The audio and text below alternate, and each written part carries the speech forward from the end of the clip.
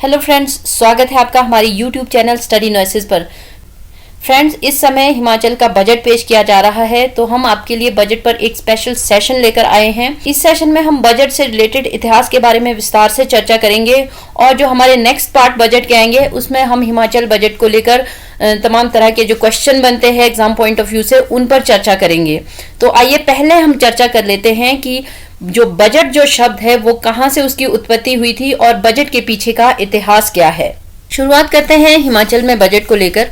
मुख्यमंत्री सुखविंदर सिंह सुक्खू जी ने 17 मार्च को अपने कार्यकाल का पहला बजट पेश किया और पहले ही बजट में उन्होंने 13 नई योजनाएं शुरू की हैं।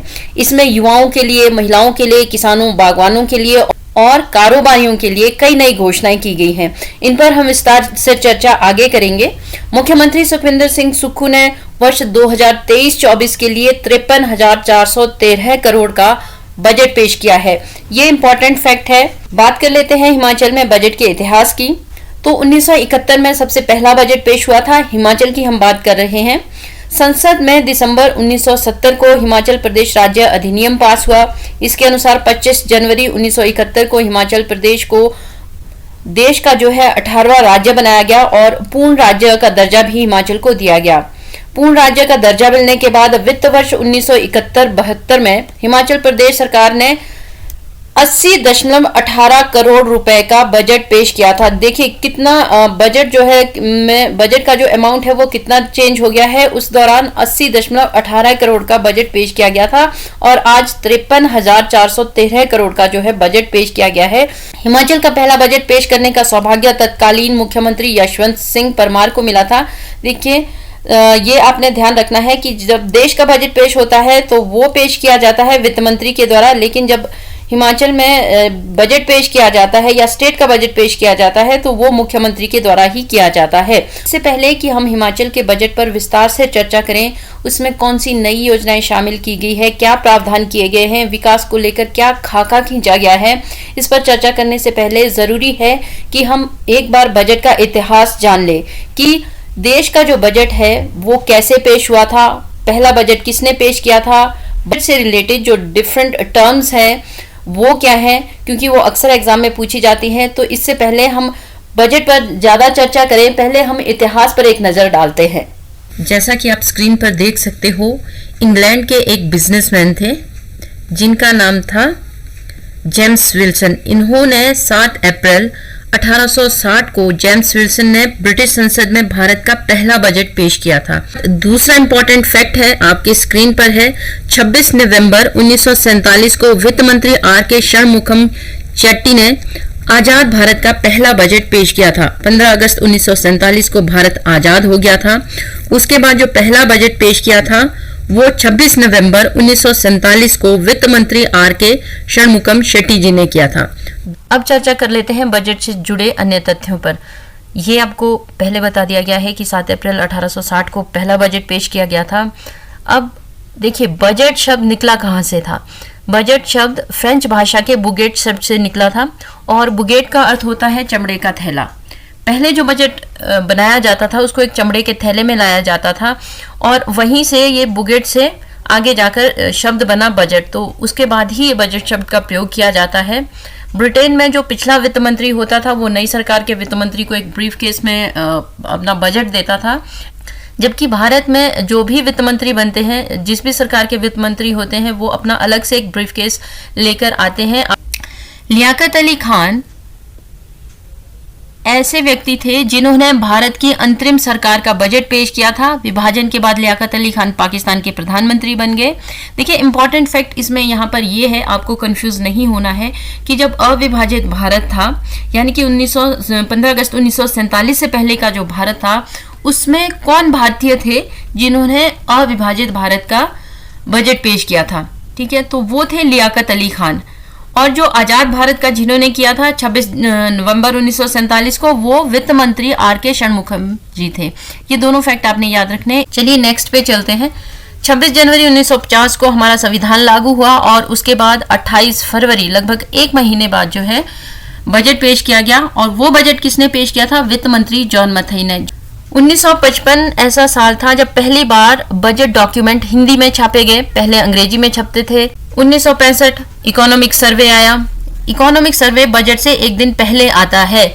ये आज भी आता है। बात अगर भारत की करे, राष्ट्रीय बजट की करे, या बात स्टेट की करे, हिमाचल की बात करें, तो जिस दिन बजट पेश होता है उसके ठीक एक दिन पहले आपके पास इकोनॉमिक सर्वे आता है। ठीक है, देखिए इकोनॉमिक सर्वे और बजट में अंतर है। इकोनॉमिक सर्वे अगर आप मोटे शब्दों में समझना चाहे, साधारण शब्दों में समझना चाहे, तो इकोनॉमिक सर्वे होता है एक तरह से एक डायरी जो हम खर्च कर चुके हैं। इसको आप साधारण बात में इस तरह से समझ सकते हैं कि देखिए आपके परिवार में भी जो कमाने वाला व्यक्ति होता है, आपके पिताजी, दादाजी, दादी या आपकी माताजी जो भी होते हैं, वो रोज शाम को एक डायरी में अपने खर्चे लिखते हैं। क्लियर? और वही खर्चे जो वो करते हैं कि आज हमने राशन पे इतना खर्च किया, आज बच्चों की फीस दी, या कहीं घूमने गए थे, या जिस भी तरह के खर्चे जो घर के खर्चे होते हैं उनको एक डायरी में लिखा जाता है शाम को, और ये तय किया जाता है कि आज कितना खर्चा हुआ, उसका हिसाब रखा जाता है, और ये पूरे महीने का भी हिसाब रखा जाता है। इसी तरह से राष्ट्रीय स्तर की बात की जाए या प्रदेश स्तर की बात की जाए, तो जो सरकारें होती है वो एक डायरी बनाती है अपने खर्चों की, और ये इकोनॉमिक सर्वे वही डायरी है जो कि बजट से एक दिन ठीक पहले पेश किया जाता है। बजट क्या है? बजट आने वाले साल की प्लानिंग है। देखिए पहले क्या होता था, 2001 ऐसा वर्ष था जब सुबह 11 बजे बजट पेश हुआ। इसका कारण क्या है? ये बजट 5 बजे क्यों पेश होता था, इसके पीछे भी एक कहानी है जो कि हम बहुत छोटे शब्दों में आपको बताएंगे। देखिए जब भारत में शाम के 5 बजते हैं तो इंग्लैंड में सुबह के 11 बजते हैं। तो अंग्रेज जो है वो सारी चीज़ें जो भी करते थे, वो कोई विकास कार्य करते थे या जिस तरह की भी नीतियां बनाते थे, वो भारत के लोगों को ध्यान में नहीं रखते थे, बल्कि वो हमेशा इंग्लैंड के लोगों को ध्यान में रखते थे। तो बजट शाम को पेश किए जाने का एक कारण ये भी था कि यहाँ पर जब शाम को 5 बजे बजट पेश होता था तो जो सांसद थे, जो अंग्रेजी सांसद थे और जो वहाँ की महारानी थी, जो भी इंग्लैंड के लोग थे, वो इस बजट को रेडियो के थ्रू सुनते थे, और वहां पर वो 11 बजे आराम से, जब सुबह उठते थे तो 11 बजे आराम से फिर वो बजट सुनते थे। ठीक है, और जबकि यहाँ पर ये शाम को 5 बजे पेश होता था। तो यही चला आ रहा था। 2001 ऐसा पहला साल था जब 11 बजे बजट पेश किया गया था। सांसद थे और जो वहाँ की महारानी थी, जो भी इंग्लैंड के लोग थे, वो इस बजट को रेडियो के थ्रू सुनते थे, और वहां पर वो 11 बजे आराम से, जब सुबह उठते थे तो 11 बजे आराम से फिर वो बजट सुनते थे। ठीक है, और जबकि यहाँ पर ये शाम को 5 बजे पेश होता था। 2016 में पत्रकारों के लिए बजट नहीं छापा गया था। 2017 में 1 फरवरी को बजट पेश किया गया। पहले क्या होता था कि जो लास्ट वर्किंग डे होता था फरवरी का, उस पर बजट पेश किया जाता था। ठीक है, और उसके ठीक एक दिन पहले इकोनॉमिक सर्वे पेश किया जाता था। लेकिन 2017 वो साल था जब बजट जो है वो 1 फरवरी को पेश किया जाने लगा, और अब 1 फरवरी को ही बजट पेश किया जाता है। ठीक है, 1924 में पहली बार रेल बजट पेश किया गया था। रेल बजट पहले जो लोग पुराने हैं उन्हें तो पता होगा, लेकिन जो नए स्टूडेंट हैं उन्हें शायद ही पता हो कि पहले रेल बजट जो है अलग से पेश किया जाता था। कारण ये था कि ये भी 1924 से ये प्रथा चली आ रही थी कि रेल बजट अलग से पेश किया जाता था।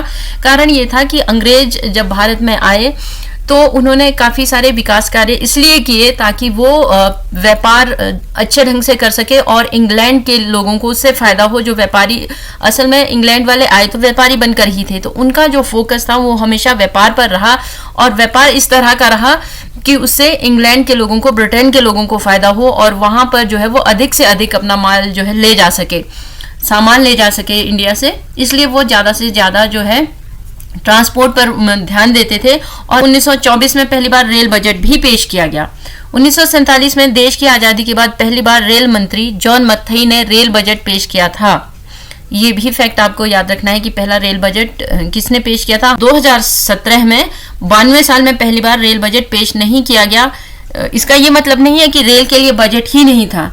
रेल बजट को जिस तरह से आम बजट जब पेश होता है उसमें एजुकेशन के लिए अलग से प्रावधान होते हैं, सामाजिक कल्याण कार्यों के लिए अलग से प्रावधान होते हैं, बाकी चीज़ों के लिए, हेल्थ के लिए अलग से प्रावधान होते हैं, तो उसी में एक अलग से रेल बजट को उसी में जोड़ दिया गया कि रेल के लिए इतना, रेलवे के लिए जो है इतना बजट होगा, ट्रांसपोर्ट के, बाकी ट्रांसपोर्ट के लिए इतना बजट होगा, तो उसी का हिस्सा इसे बना दिया गया वर्ष 2017 में। 2018 में क्या हुआ कि पहली बार देश में बना कोई सामान सस्ता या महंगा नहीं हुआ था। जीएसटी लागू हो चुका था, ये भी फैक्ट आपने याद रखना है। 2019 काफी इंपॉर्टेंट साल रहा। निर्मला सीतारमण जी ने बजट पेश किया। बजट ब्रीफ केस लेकर वो नहीं पहुंची थी और उन्होंने अलग से एक फोल्डर लाया था जो शायद जूट का बना हुआ था, और 159 साल में पहली बार ऐसा हुआ था जब बजट ब्रीफ केस का इस्तेमाल नहीं हुआ था और उन्होंने इसे बही खाता कहा था। बजट की जगह बही खाता शब्द का प्रयोग वर्ष 2019 में पहली बार किया गया था।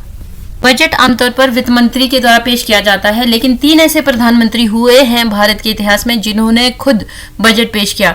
जवाहरलाल नेहरू जी, इंदिरा गांधी जी और राजीव गांधी जी ऐसे प्रधानमंत्री थे जिन्होंने आम बजट पेश किया था, और निर्मला सीतारमण ऐसी पहली महिला वित्त मंत्री थी पूर्णकालिक जिन्होंने जो कि मतलब पूर्णकालिक का मतलब है जो कि पूरी तरह से वित्त मंत्री थी, ठीक है, और उन्होंने अपना बजट पेश किया था और उन्होंने रिकॉर्ड बनाया था 2 घंटे 40 मिनट तक, ठीक है। इसके बाद दूसरा नंबर है 2 घंटे 10 मिनट स्पीच देने का, वो अरुण जेटली जी का है, और 2000 तक अंग्रेजी परंपरा के हिसाब से बजट शाम 5 बजे पेश किया जाता था। यह परंपरा सर बेसिल ब्लैकलेट ने 1924 में शुरू की थी, जबकि रेलवे बजट भी पेश किया गया था।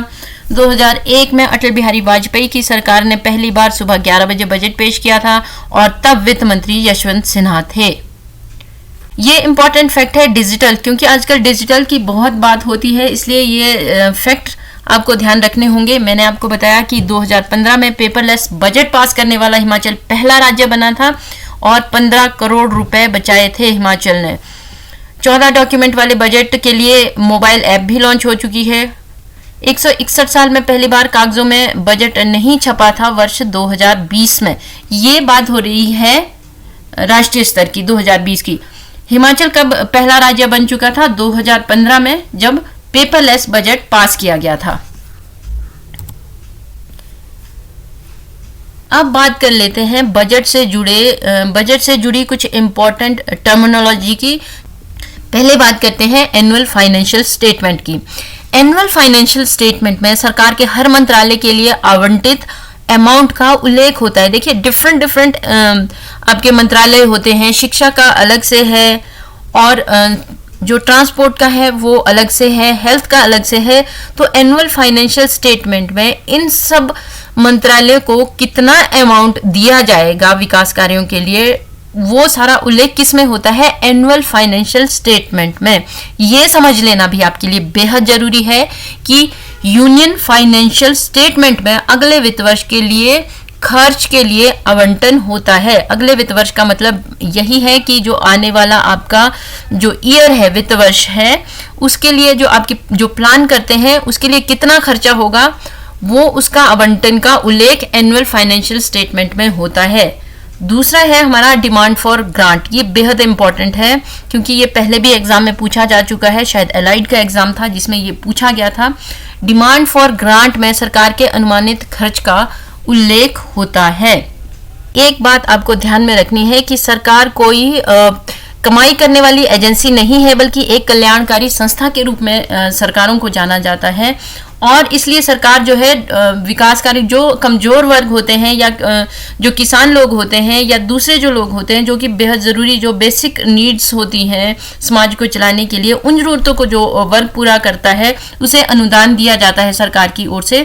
तो वो किस में आते हैं? वो डिमांड फॉर ग्रांट में आते हैं। नाम इसका बहुत कंफ्यूज करता है क्योंकि जब हम डिमांड फॉर ग्रांट में करते हैं तो हमें लगता है कि जो सरकार जो डिमांड करती है या ग्रांट की डिमांड करती है वो डिमांड फॉर ग्रांट में आता है, लेकिन ऐसा नहीं है।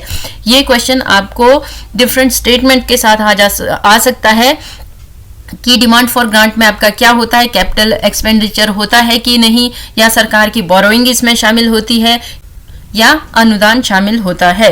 तो अब बारी आती है गवर्नमेंट बोरोइंग की। तो गवर्नमेंट बोरोइंग क्या होती है? सरकार को हर साल बाजार से काफी पैसा उधार लेना पड़ता है। कारण यह है कि सरकार का खर्च ज्यादा होता है क्योंकि उसे बहुत सारे विकास कार्य करने पड़ते हैं। कुछ ऐसे कार्य होते हैं जिनसे इनकम जीरो होती है, लेकिन समाज के विकास के लिए, जनता के विकास के लिए वो काफी इंपॉर्टेंट कार्य होते हैं, उन्हें नकारा नहीं जा सकता। तो इन कार्यों पर जो खर्च जब होता है तो सरकार का खर्च बढ़ जाता है, सरकार की इनकम कम होती है। तो इस खर्चे को पूरा करने के लिए सरकार बाजार से, मार्केट से तरह तरह के उधार लेती है, अनुदान लेती है। इसे ही गवर्नमेंट बोरोइंग कहा जाता है। नेक्स्ट जो टर्म है वो है रेवेन्यू डेफिसिट। डेफिसिट मींस घाटा। सरकार के रेवेन्यू एक्सपेंडिचर रेवेन्यू रिसिप्ट के बीच के अंतर को रेवेन्यू डेफिसिट कहते हैं, यानी कि सरकार को जो रेवेन्यू प्राप्त होता है और सरकार जो खर्च करती है उसके बीच का जो अंतर होता है उसे रेवेन्यू डेफिसिट कहते हैं। नेक्स्ट है फिस्कल डेफिसिट। इस टर्म का इस्तेमाल बजट डॉक्यूमेंट में काफी ज्यादा होता है। सरकार के कुल खर्च और कुल रेवेन्यू के बीच का जो अंतर होता है उसे फिस्कल डेफिसिट कहा जाता है। सरकार उधार के जरिए जो पैसे जुटाती है वो फिस्कल डेफिसिट में शामिल नहीं होता है। फिस्कल डेफिसिट की स्थिति तब पैदा होती है जब सरकार का कुल खर्च उसके रेवेन्यू से ज्यादा होता है। यानी कि साधारण शब्दों में समझ लीजिए कि उधार को अगर साइड में रख लिया जाए, उधार को जो है सरकार की कमाई नहीं माना जाता है, उधार को उधार में ही शामिल किया जाता है, उसको रेवेन्यू में शामिल नहीं किया जाता है। तो सरकार का जो, अगर राष्ट्रीय स्तर की हम बात करें तो इस फाइनेंशियल ईयर में सरकार का फिस्कल डेफिसिट 6.4% रहने का अनुमान है। क्लियर? फाइनेंस बिल यानी वित्त विधेयक, ये विधेयक से जुड़ी कुछ टर्म्स हैं। बजट पेश होने के बाद संसद में सरकार फाइनेंस बिल पेश करती है। इसमें सरकार की कमाई का ब्यौरा होता है। दूसरा है एप्रोप्रिएशन बिल यानी कि विनियोग विधेयक। इसमें सरकार का खर्चा जो होगा उसका ब्यौरा होता है। बजट एस्टिमेट यानी एस्टिमेट का मतलब है अनुमान लगाना। तो आने वाले वित्त वर्ष यानी फाइनेंशियल ईयर में सरकार जो कमाई करेगी और जो खर्च वो बताती है कितना खर्च हो सकता है और इतनी कमाई होगी इस सोर्स से होगी, उसे बजट एस्टिमेट कहा जाता है। और उसके बाद जो पिछला जो सरकार का जो खाता होता है, पिछले वित्त वर्ष में सरकार ने क्या कमाई की और जो अनुमान लगाया था उसे फिर संशोधित करके पेश किया जाता है, तो उसे रिवाइज्ड एस्टिमेट कहा जाता है। एक्चुअल यानी वास्तविक और टैक्स यानी कर। 2 साल पहले सरकार ने असल में जितना कमाया और जितना खर्च किया जाता है उसे एक्चुअल कहा जाता है। यह ध्यान रखना है आपने। इसमें डायरेक्ट टैक्स वो जो सरकार आम आदमी से सीधे लेती है, जैसे कि income tax, corporate tax. Indirect tax जो कि इनडायरेक्टली लिया जाता है, जैसे excise duty, custom duty, service tax वगैरह। अब बात है फिस्कल सरप्लस यानी राजकोषीय मुनाफा। तो सरकार की अगर कमाई ज्यादा होती है और खर्च कम होता है तो सरकार फायदे में रहती है, इसे फिस्कल सरप्लस कहा जाता है। लेकिन ये स्थिति बेहद बहुत कम होती है और ना के बराबर होती है कि कोई सरकार सरप्लस में जाए, किसी सरकार की जो कमाई है वो सरप्लस में जाए। इनकम टैक्स यानी आयकर, ये टैक्स आपकी कमाई पे लगता है। जो भी हम कमाते हैं तो इसके लिए डिफरेंट सेगमेंट बने होते हैं, उसके हिसाब से टैक्स डिसाइड किया जाता है। जैसे कि 5 लाख पे अलग होगा, 10 लाख पे अलग होगा, तो इस तरह से अलग अलग स्लैब बने होते हैं टैक्स के, उस हिसाब से उस पर जो है टैक्स लगाया जाता है। इसके अलावा कहीं इन्वेस्टमेंट आप करते हैं, कोई बड़ी इन्वेस्टमेंट करते हैं तो उस पर ब्याज मिल रहा है तो उस पर भी इनकम टैक्स लगाया जाता है, क्योंकि वो जो आप ब्याज जो लेते हो वो बेसिकली आपकी इनकम है। क्लियर? कॉर्पोरेट टैक्स, कॉर्पोरेट का मतलब है कि जो प्राइवेट कंपनीज होती है या जो कंपनीज होती हैं उन्हें जो टैक्स देना पड़ता है उसे कॉर्पोरेट टैक्स कहा जाता है। कस्टम ड्यूटी यानी सीमा शुल्क, इंपॉर्टेंट ये टर्म है, आपने याद रखना है। जो भी सामान दूसरे देश से देश के अंदर आ रहा होता है या फिर देश से बाहर जा रहा होता है, यानी कि इंपोर्ट एक्सपोर्ट जो हम करते हैं उस पर जो कस्टम ड्यूटी लगती है उसे जो है कस्टम ड्यूटी के नाम से जाना जाता है। एक्साइज ड्यूटी, देश के अंदर बनने वाले सामानों पर जो टैक्स लगता है उसे एक्साइज ड्यूटी कहा जाता है। ठीक है, ये आपने दोनों में अंतर स्पष्ट कर लेना है कि बाहर जो सामान जाता है या बाहर से जो भी हम दूसरे देशों के साथ यानी कि विदेशों के साथ जो भी हमारा लेन देन होता है उस पर जो ड्यूटी लगाई जाती है उसे हम कहते हैं कस्टम ड्यूटी। लेकिन जो देश के अंदर ही हम उत्पादन करते हैं उस पर क्या लगती है? एक्साइज ड्यूटी कहते हैं, कस्टम ड्यूटी। लेकिन जो देश के अंदर ही हम उत्पादन करते हैं उस पर क्या लगती है? Excise duty. अब आपको पता है कि 2017 में जीएसटी लागू हो गया है, तो अब इसे जो है जीएसटी में शामिल कर लिया गया है। लेकिन पेट्रोल, डीजल और शराब, ये 3 ऐसी चीजें हैं जिस पर अभी भी एक्साइज ड्यूटी लगती है। कंसोलिडेटेड फंड, सरकार जो भी कमाती है उसे कंसोलिडेटेड फंड में रखा जाता है। इससे पैसे निकालने के लिए संसद की मंजूरी बेहद अहम होती है। ये जो टर्म है ये काफी इंपॉर्टेंट टर्म्स है चारों ही। Contingency fund, capital expenditure, revenue expenditure, consolidated fund. इसमें आपके पास स्टेटमेंट्स आती है कि क्या कंसोलिडेटेड फंड को निकालने के लिए संसद की मंजूरी जरूरी है। तो आपने ये ध्यान रखना है कि कंसोलिडेटेड जो फंड होता है उसको निकालने के लिए संसद की मंजूरी लेना जरूरी होता है। लेकिन जो कंटीजेंसी फंड होता है ये एक ऐसा फंड होता है, एक तरह का इमरजेंसी फंड होता है जिसको निकालने के लिए संसद की मंजूरी जरूरी नहीं होती है। रेवेन्यू एक्सपेंडिचर, राज्य व्यय, ये आपको पता है, देश चलाने के लिए सरकार जो भी खर्चे करती है उसे रेवेन्यू एक्सपेंडिचर कहते हैं। और कैपिटल एक्सपेंडिचर क्या है? ऐसा खर्च जिससे सरकार को कमाई होती है उसे कैपिटल एक्सपेंडिचर कहा जाता है। इसमें सरकार किसी तरह की इन्वेस्टमेंट कर लेती है या स्कूल, कॉलेज, सड़क, अस्पताल बनाने में करती है। तो आपको पता है कि सड़कों से सरकार को पैसा आता है, सड़कों पर गाड़ियां चलती है, टैक्स वसूला जाता है और तरह तरह से जो है सरकार को इससे कमाई होती है। तो आपने ये ध्यान रखना है कि कैपिटल एक्सपेंडिचर क्या है? ऐसी चीजों पर खर्चा जिससे सरकार को कमाई होती है। लेकिन जो सैलरी देने जिससे कमाई नहीं होती है, ऐसा खर्चा आपके रेवेन्यू एक्सपेंडिचर में आता है। ठीक है। गेम यानी अल्पकालिक पूंजीगत लाभ, जब कोई शेयर बाजार में 1 साल के लिए रखा जाता है, ठीक है, और उस पर लाभ कमाया जाता है तो उसे हम शॉर्ट टर्म कहते हैं। और लॉन्ग टर्म यानी कि जब 1 साल से ज्यादा वक्त तक पैसा लगाकर उस पर मुनाफा कमाया जाता है तो उसे लॉन्ग टर्म कैपिटल गेन कहते हैं। डिसइन्वेस्टमेंट, जब भी सरकार की कहीं भागीदारी होती है किसी भी चीज में, अगर सरकार अपनी भागीदारी के अपने शेयर बेच देती है और उससे कमाई करती है तो उसे डिसइन्वेस्टमेंट कहा जाता है।